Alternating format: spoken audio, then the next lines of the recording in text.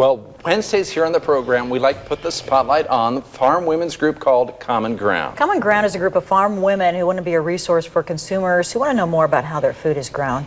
Leslie Boswell is with us here today. Always good to see you, Leslie. Oh, I'm glad to be back. Yeah, It's been a while. It has. How's everything going in your area? It's wet, very wet. Rain on top of rain, and we had a little bit of hail yesterday. We had some that was probably bigger than golf ball size, but there wasn't a lot of it, so I haven't heard the report on how crops are yet, but between that and the wind, we're expecting to be a little beat up. Yeah.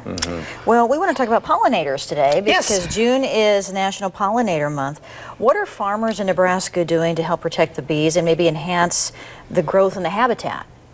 We do a lot that can be interpreted both ways. A lot of times around fields we may be moving habitats, but part of our conservation program is that we have to have so much set-aside acres for wildlife and for the pollinators, and there's a lot more emphasis put lately on pollinators, which includes the bees, bumblebees, butterflies, and all kinds of other little flying insects that can work as that too. But this is National Bee Month, so that's what we would be talking about.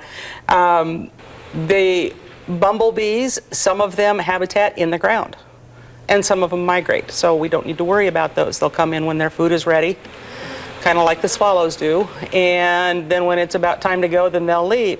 Some of them will hibernate, and they either have swarms or boxes, or they can live in wood piles, or they live in your compost areas.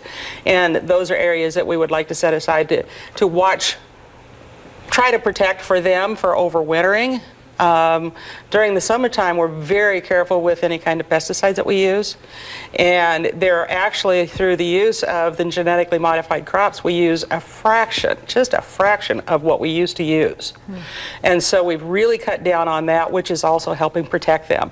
And we make sure that we don't spray any areas that are set aside for the bees and for other wildlife. So we try to protect them in a number of different ways. And I know sometimes maybe there's that feeling out there, maybe consumers might think farmers are trying to farm more acres, maybe taking away some of those habitats, but it sounds to me like farmers are still working very hard to maintain those habitats. If we take away, like with the new corner systems on our pivots, they can get into the corners where they couldn't get before. So that's more acres that we can farm. But there are also areas where we can move that habitat area to another location in the field or to a waterway that goes through there, and they can grass that off and they can make that their habitat. And so we're not necessarily taking it all away, but we might be moving it to another location. Looking for that balance. Yes, exactly. Yeah, okay. Leslie, thank you, and I know you're sticking around with a recipe. It looks good. I think it's going to be fun. She doesn't want to give it away. All right, we're excited. Thank you. All right, thanks.